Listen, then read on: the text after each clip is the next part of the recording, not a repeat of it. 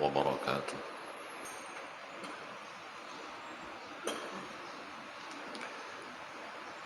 الحمد لله الواحد القهار.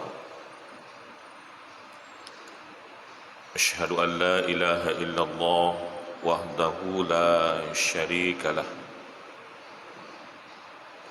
وأشهد أن سيدنا ونبينا محمدا عبده ورسوله لا نبي بعده. اللهم صل على سيدنا ومولانا محمد وعلى آله وأصحابه أجمعين، أما بعد. Puji dan syukur senantiasa kita panjatkan kehadirat Allah Subhanahu wa Ta'ala atas kudrah dan iradah daripada Allah. Hingga hari ini kita masih diberikan kekuatan, kesehatan dan kesempatan hingga kembali dapat hadir ke tempat yang sangat mulia ini dalam rangka kita berta'abbud diri kepada Allah Subhanahu wa Ta'ala. Berikutnya salat dan salam mari pula kita sampaikan ke hadapan baginda Rasul Muhammad sallallahu alaihi wasallam serta kepada keluarga, para sahabat, para alim ulama baik yang mutaqaddimin maupun yang mutaakhirin. Imam Syekh Masjid, panitia dan pengurus masjid serta seluruh jamaah yang berhadir di kesempatan hari yang mulia ini yang kami muliakan. Mudah-mudahan kita bersama juga dimuliakan oleh Allah Subhanahu wa Ta'ala. Sidang Jumat yang dimuliakan Allah, bila kita membaca dalam sejumlah tafsir yang disampaikan oleh berbagai ulama, maka kita akan melihat betapa besarnya perjuangan Rasulullah sallallahu alaihi wasallam ketika beliau menyampaikan risalah dan memperjuangkan ajaran Islam. Setiap saat beliau dihina, dicaci maki, dijatuhkan mentalnya, dibuli, bahkan berbagai upaya-upaya yang lain terus dilakukan oleh kaum kafir Quraisy guna menghambat penyebaran dan perkembangan ajaran Islam ketika itu.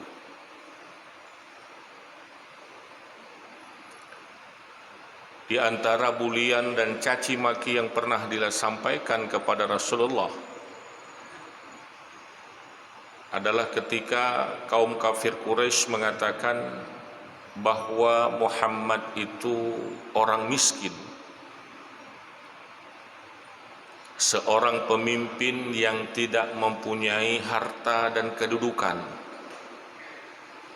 bahkan seorang pemimpin yang kata kaum kafir Quraisy tidak punya banyak pengikut. Di sisi lain, kaum kafir Quraisy justru mentertawakan ketika baginda Rasul dalam keadaan berduka. Misalnya ketika Rasulullah sallallahu alaihi wasallam sedang menghadapi musibah ketika putranya meninggal dunia, kaum kafir Quraisy justru mentertawakan bahwa generasi yang akan meneruskan perjuangan Muhammad sudah terputus,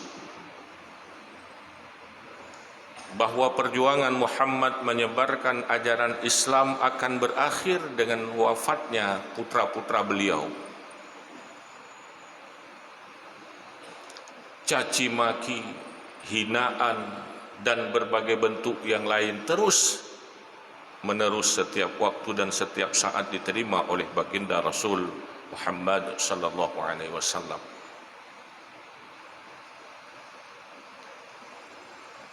Secara manusiawi,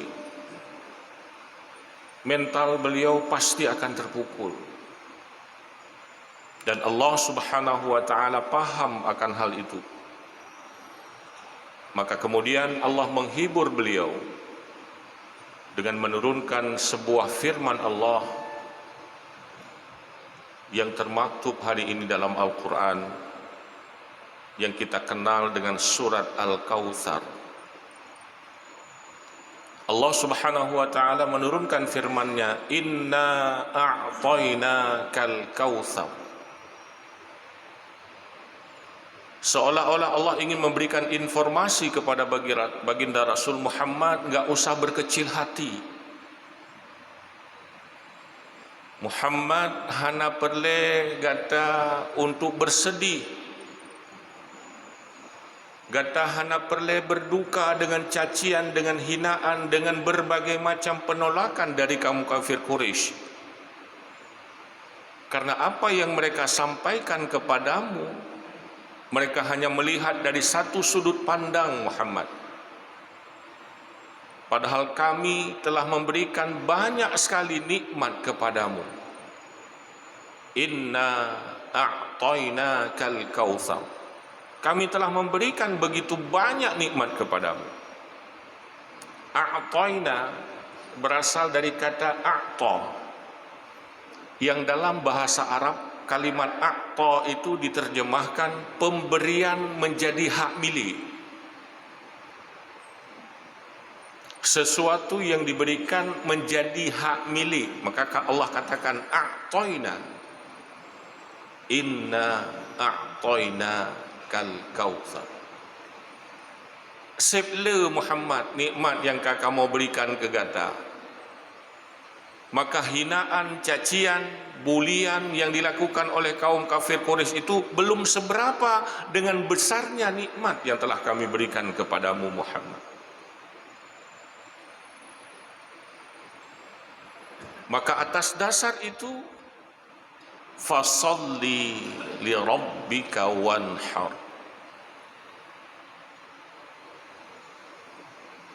Salatlah. Yang salat itu, yang ibadah itu semata-mata karena Tuhanmu, untuk menenteramkan jiwamu, untuk membuat dirimu menjadi tenang, agar kamu merasa lebih dekat dengan Tuhanmu, maka salatlah. Hadirin kaum muslimin sidang Jumat yang dimuliakan Allah. Tentunya ayat ini bukan hanya menjadi penghibur bagi Rasulullah sallallahu alaihi wasallam. Akan tetapi ayat ini juga menjadi bagian dari syiar agama kita untuk kita, untuk ketanya bahwa ketika menghadapi berbagai macam musibah, ketika menghadapi berbagai macam persoalan, ketika menghadapi berbagai macam cacian, bulian dan berbagai macam hal lain, ingat bahwa itu hanya sebahagian kecil dari sebahagian besar nikmat Allah yang kagede. Kadang kita banyak melupakan yang besar hanya sesuatu akibat sesuatu yang kecil. Lagi Rasulullah bunuh ketika icaci pu pemimpin gatsin tapu tanah. Barangkali orang akan terpukul mentalnya. Dikatakan miskin, tidak punya harta, tidak punya apapun yang bisa diberikan untuk umat, akan terpukul mentalnya. Tapi kadang kita lupa, begitu banyak nikmat dalam bentuk yang lain yang Allah telah berikan kepada kita. Ini pula yang sering kita lupakan hari ini. Ketika Allah menguji kita, Ketika Allah Subhanahu wa taala memberikan sesuatu kepada kita yang ubetnya yang tak fikir semata-mata, padahal di balik itu ada begitu besar nikmat yang juga Allah telah berikan kepada kita. Maka atas dasar besarnya nikmat yang kata terima yang kagumi oleh Allah setiap saat, untuk menghargai nikmat itu dan sekaligus membuat kita semakin dekat dengan Allah Subhanahu wa taala, Allah giyutmayang fasalli, salatlah. Dan salat itu semata-mata karena Allah, bukan karena yang lain. Karena pakan fasalli li rabbik, kalimatnya dipakai oleh Allah Subhanahu wa taala karena kaum kafir Quraisy ketika itu juga beribadah.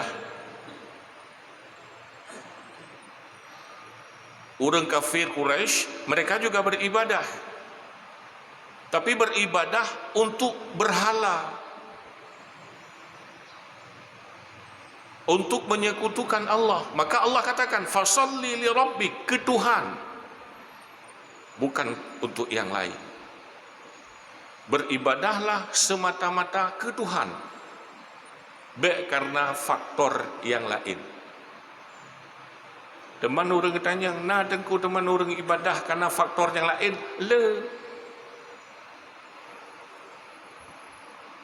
Terkadang di antara kita banyak yang beribadah bukan karena Tuhan semata, tapi karena faktor yang lain. Maka gekoh kalimat ini. Beribadahlah, solatlah dalam konteks ini karena Allah, baik karena pulain. Nah, di antara katanya kadang-kadang tak ibadah karena pulain. Dalam berbagai bentuk ibadah termasuk solat. Solat pun ada yang dilakukan karena faktor yang lain, bukan semata-mata karena Allah. Contoh, apakah contoh sampai kerod? Kita kenal setiap masyarakat di desa kita masing-masing. Tatuoh sikap goknyan, tatuoh karakter goknyan, termasuk tatuoh dumna tingkat ke orang yang beribadah.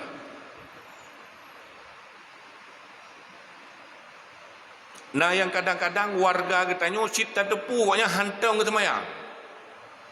Ini contoh ke temayang tahu kan? Karena kalimat Allah tadi fasalli li rabbik, terlihat dengan kasat mata. Siapapun tahu goknya nurut hentang temayang. Akan tetapi satu waktu karena kepentingan yang lain, ya temayang. Contoh macam itu.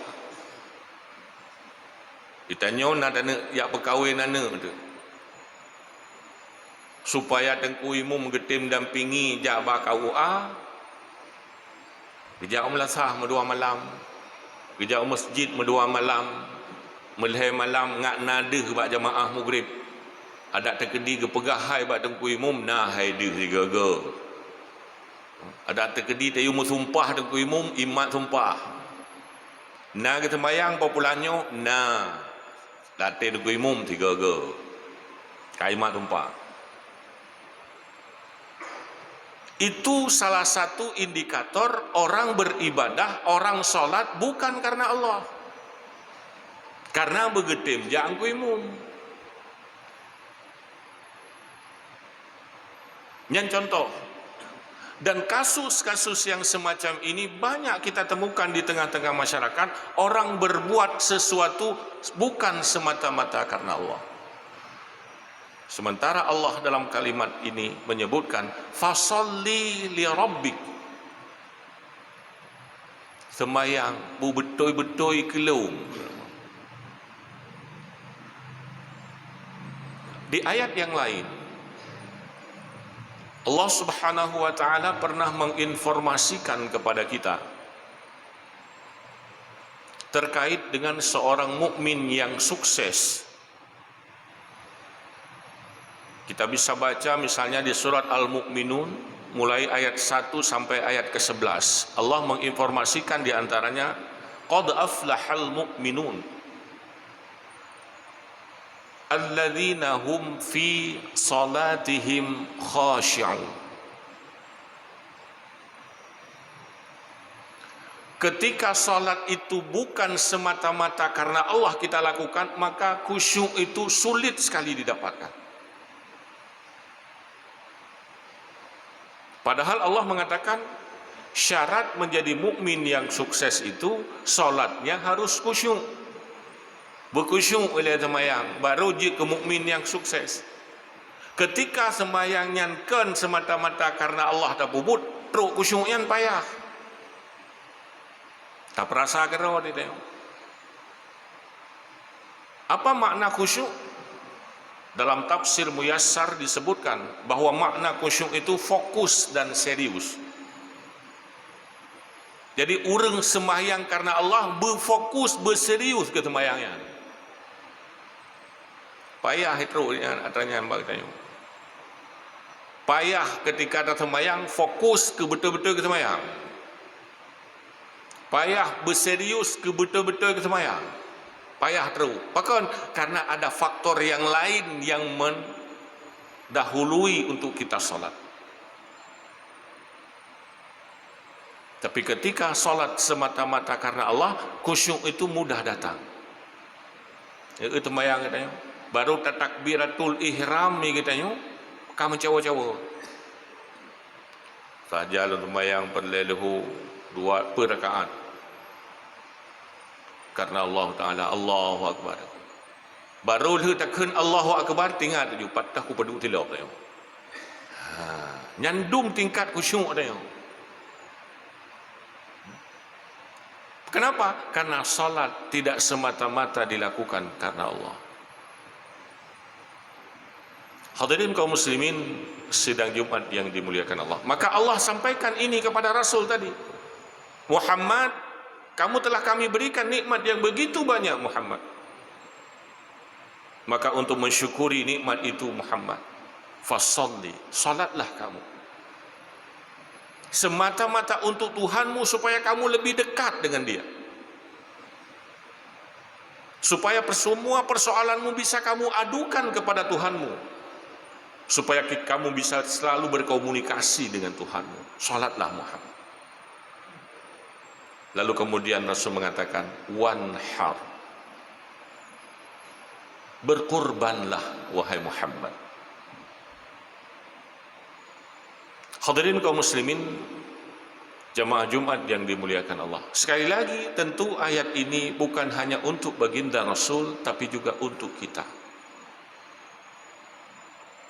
Kenapa Allah perintahkan kita salat dan berkurban? Ketika kita merujuk kepada sejumlah ayat-ayat yang lain dan juga keterangan dari hadis-hadis Rasulullah sallallahu alaihi wasallam, dua hal itu akan membuat orang semakin dekat dengan Allah. Ketika solat secara sempurna bunuh, nyan salah satu pintu kita dekat dengan Allah. Kenapa? Karena apapun yang kita lakukan, kita membutuhkan ketenangan jiwa. Menyo jiwa tehana tenang, peng te ada mekuyan je. Penuh beng, ngempeng kita nyo, hana makna ketika jiwa hana tenang. Maka solat salah satu yang bisa membuat jiwa itu menjadi tenang. Karena kita berinteraksi dengan Allah. Dan berkurban. Ketika kita sudah mampu melawan diri kita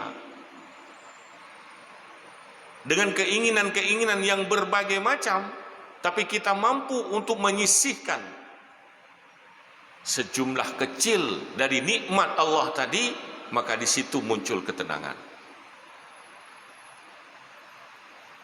Itimah ketenangan ini. Padahal yang Allah minta sebahagian kecil. dari apa yang telah Allah berikan kepada kita. Namun bagi orang yang jiwanya belum tenang, hatinya belum nyaman, dak ubeo-nya payah, maka Allah katakan berkurbanlah. Fasalli li rabbika wanhar. Berkurbanlah. Untuk dapat debit harta tak kurbankan berat bagi sebahagian orang. Tapi bagi orang yang sudah menikmati hal itu tidak berat. Sama lagi urung temayang. Persis sama seperti orang solat. Solat itu ibadah yang terkesan berat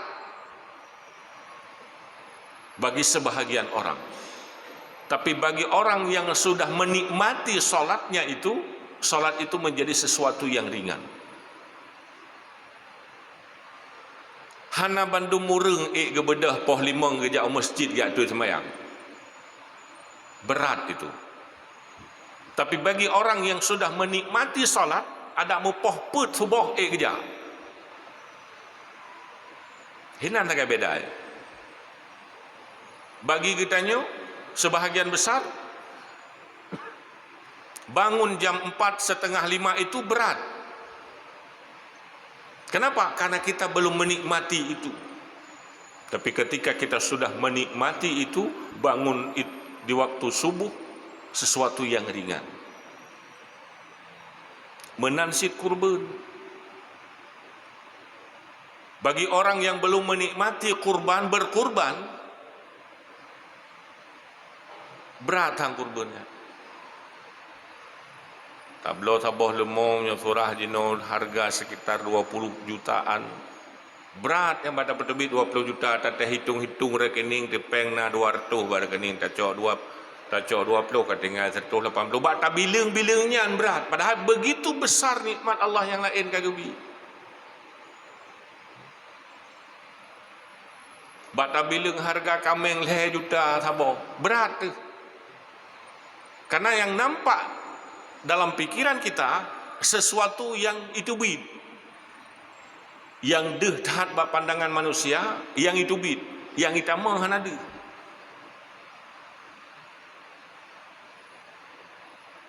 Maka Allah perintahkan kita berkurban, dan kita akan menghadapi itu dalam beberapa hari ke depan. Akan menghadapi Idul Kurban atau hari raya kurban. Apa yang diperintahkan oleh Allah Subhanahu wa taala kepada baginda Rasul dan kepada kita tidak seberapa dibanding apa yang diperintahkan kepada Nabi Ibrahim sebelumnya. Tapi bunuh karena timbul rasa cinta karena Allah. Maka bagi Nabi Ibrahim menyatakan sejarah hana berat walaupun anak pergi kurban. Kenapa? Karena rasa cintanya terhadap Allah lebih besar ketimbang rasa cintanya terhadap hartanya. Igetanyo pakan berat karena rasa cinta getanyo terhadap harta lebih raya ketimbang rasa cinta getanyo terhadap Allah. Yang tak beda. Menyatakan fakta sejarah. Nabi Ibrahim berkorban setiap tahun dengan 100 ekor unta, ratusan ekor kambing dan sebagainya, sehingga memunculkan kekaguman di kalangan masyarakat. Wahai Ibrahim, luar biasa kata. Tip-tip hon eta kurban dumnan le. Kagum masyarakat di sekitar. Lalu karena kekaguman itu, Nabi Ibrahim menurut sebahagian ahli tafsir mengatakan keceplosan. Mengatakan andai kata Allah gebi anak kalau anak uti ke. Demi mendekatkan diri kepada Allah. Ternyata itu dianggap sebagai perjanjian antara Ibrahim dengan Allah. Maka Allah perintahkan itu. Falamma balagha ma'ahu as-sa'ya qala ya bunayya, dan seterusnya. Dan insya-Allah dia akan kebahagia hati untuk orang raya. Yang perlu pegah bahwa sebegitu cintanya Ibrahim dengan Tuhannya sehingga apapun yang diperintahkan Tuhan tidak menjadi sesuatu yang keberatan bagi dia. Berbeda katanya. Itanya sebalik daripada itu. Begitu cintanya kita terhadap harta kita sehingga sedikit saja. Bodoh kan kagak pegah di awal. Inna a'tainakal kautsar. Kautsar itu sebahagian ahli tafsir menyampaikan dan berdasarkan hadis dari Imam Baihaqi, ada sebuah telaga besar yang berada di syurga. Sep jai, sep raya, sep luah, BO sagai gilake. Dari yang sip jainya itu pun berat bagi kita. Mengapa itu terjadi berat? Karena lebih cinta ke harta ketimbang cinta dengan Allah. Walau hana takun secara lahir, ilung hana lo kurban karena lebih cinta lo ke harta dengan Allah. Hana takun yang secara lahir, tapi dalam perbuatan tu menan. Maka kita akan selalu berdalih kurbannya kan sunat teguh. Mai long jamun wate almarhum ne long kan ke kurban jamun na genit ke gelong tabah. Karena tabah kurban tabah lumujud 7 raw kan genit gelong teguh. Sang kaum ada yang tempatnya tak sunat. Nyan ban kita menyoba atra yang tubit. Tapi menyoba atra tamang kan ke berasa tabah bengkoh bu bi nyo ke pulau hanapu tabah bengkoh tu teguh. Menyoba atra tamang. Tapi menyoba atra tubit kita akan berdalih. Kita akan berdalih dengan berbagai macam dalih. Kalau long kurban zaman wate muda long jino keputa kurban lom.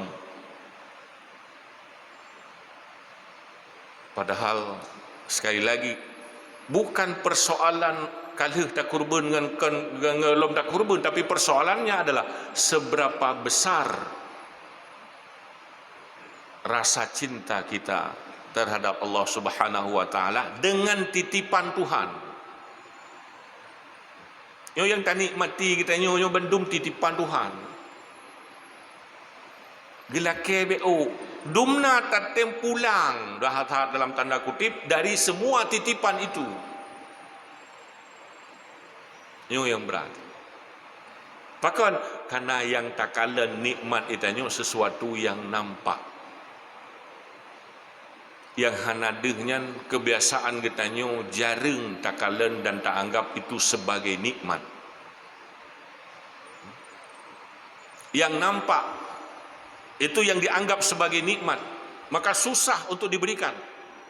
Dianggap berkurang. Dia kata tajuk sabah lemo kamu kurang pem 20 juta. Mesti terkedi nak dapat harga ke rod tajuk sabah kameng tak kamu kurang sabah kamengnya. Yang kurang yang selalu nampak dalam pandangan kita manusia. Maka ingat kata Allah Subhanahu wa taala di akhir ayat ini, inna syani'aka huwal abtar.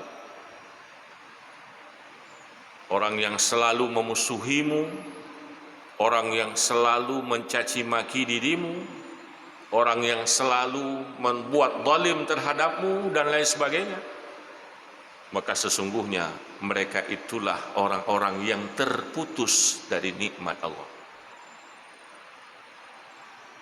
Hadirin kaum muslimin jamaah Jumat yang dimuliakan Allah. Maka oleh karenanya kepada kita yang hari ini Allah titipkan begitu banyak nikmat, yang hari ini Allah berikan begitu banyak hal kepada kita, Allah pesankan, Allah minta kepada kita, korbankan sedikit dari hartamu, korbankan sedikit dari nikmat yang telah kuberikan kepadamu untuk saudara-saudaramu. Maka oleh karenanya nyona padinuroti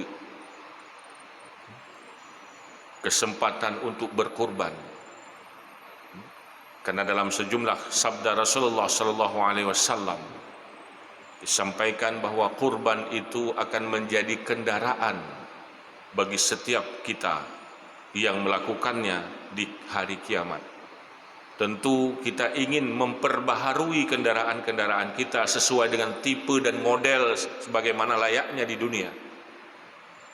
Baik tapung madang tipe-tipe jamun.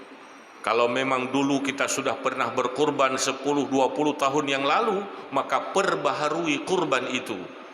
Sehingga ketika itu digantikan oleh Allah Subhanahu wa taala menjadi kendaraan di yaumil akhirah, kita juga akan hadir dan menikmati kendaraan baru sesuai dengan tipe yang kita beli. Beigop kaijang Alphard itanyo menteng ang kijang petak.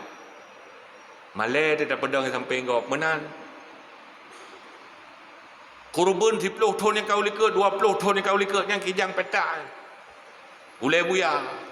Igop kai Alphard maka minta Alphard. Menan kira-kira perbandingan supaya apa? Supaya kita termotivasi untuk beribadah dan ingat bahwa semua itu adalah titipan Tuhan yang suatu saat kita pun sendiri akan dikembalikan kepada Allah Subhanahu wa taala. Maka itu perintah Allah, fasalli, salatlah dan berkurbanlah. Mudah-mudahan di tahun ini kita menjadi salah satu umat yang taat melaksanakan ibadah salat dan menjadi salah satu umat yang menjalankan perintah Allah dengan mengorbankan sebahagian harta kita untuk saudara-saudara kita yang sangat-sangat membutuhkan. Demikian barangkali yang dapat khatib sampaikan di kesempatan singkat di hari yang mulia ini, kiranya bermanfaat kepada khatib dan juga kepada para jemaah. Terima kasih atas segala perhatian. Mohon maaf atas segala kekurangan. Alhamdulillah. Alhamdulillahi Rabbil Alamin. والعاقبة للمتقين ولا عدوان إلا على الظالمين أشهد أن لا إله إلا الله وحده لا شريك له وأشهد أن سيدنا ونبينا محمدا عبده ورسوله لا نبي بعده اللهم صل على سيدنا محمد وعلى آله وصحبه أجمعين أما بعد فيا عباد الله اتقوا الله حق تقاته ولا تموتن إلا وأنتم مسلمون قال الله تعالى في القرآن الكريم بسم الله الرحمن الرحيم إنا أعطيناك الكوثر فصل لربك وانحر إن شانئك هو الأبتر صدق الله العظيم. بارك الله لي ولكم في القرآن العظيم ونفعني وإياكم بما فيه من الآيات والذكر الحكيم وتقبل مني ومنكم تلاوته إنه هو الغفور الرحيم.